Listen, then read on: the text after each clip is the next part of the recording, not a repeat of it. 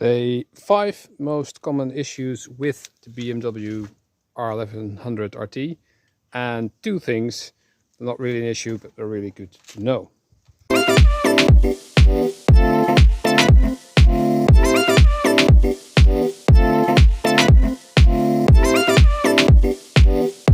Right, for the first issue, you have to go down here. Now somewhere in this black hole, there's a part called the Hall sensor. Does a bunch of electronic stuff. They break every now and then. It's a specific issue for this model. If you buy it secondhand, make sure that this thing has been replaced. Second issue, the gearbox. This is a 96. They had notoriously bad gearboxes, also the 97. Also in this one, it has been replaced after around 50,000 kilometers.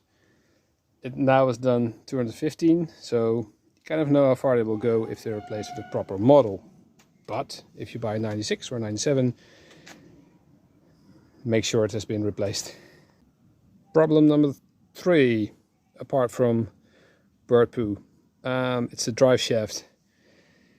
Also on the 96, 97 model, it's not good. Make sure it's been replaced. The old one on this did around 50k. It now has done 250,000, so you know they last a very long time. This is a 2000 drive shaft model. If you want to check it, you can also check whether it has play. You kind of grab it like this, you move it around while it's standing. I made another video on this.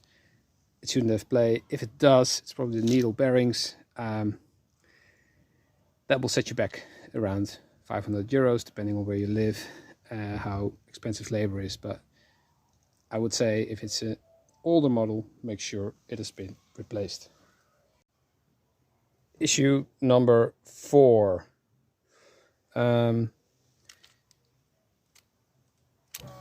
If you turn the key, you should have those 2 lights of ABS blinking like this. If you move away, you hear a crackling sound and then they shut off. That's how it should be. If it doesn't work like that, be aware. Could very well be a broken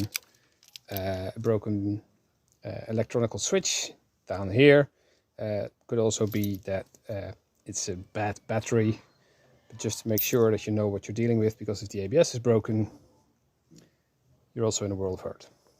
Issue number 5, it's the actual brake lever. You can probably tell this is relatively new. They tend to break and they start leaking fluid here. It's not that hard to spot if they're broken.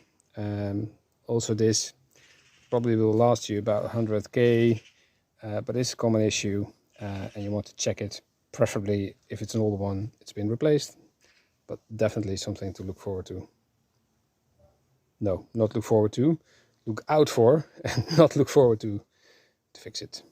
The first thing that's good to know, it's not really an issue, but you have to check the oil level regularly. You can do it down here in this little window right there, and if you look through it, oh, now you can't see anything, but there's like a little window where you can check the oil level.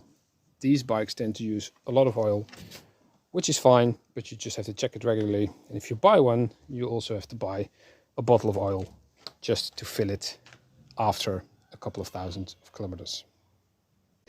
Second thing, that's not really an issue, but it's good to know, and I didn't know this. Anyway, this thing has tri-plate clutch. That has several issues, I would say.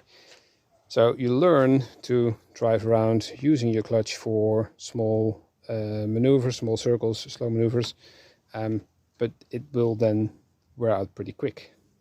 If you need to replace it, the whole bike needs to be apart. It's very, very expensive to do. They tend to last around 60 to 100,000 kilometers. I'm currently on my 3rd one, and this is the amount of kilometers I've done. if you see one that's secondhand, has done 80,000 kilometers or like 50,000 miles, and it hasn't, nowhere it says that the clutch has been replaced, just know that you're going to spend like 15,000 euros, somewhere around $50,000 to get the clutch replaced. Another thing, even if it's replaced, it might be that someone replaced it that's not very technical. There's one thing to look out for.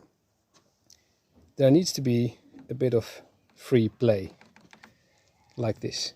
If that doesn't have the free play, the clutch will wear out even quicker. Missed anything?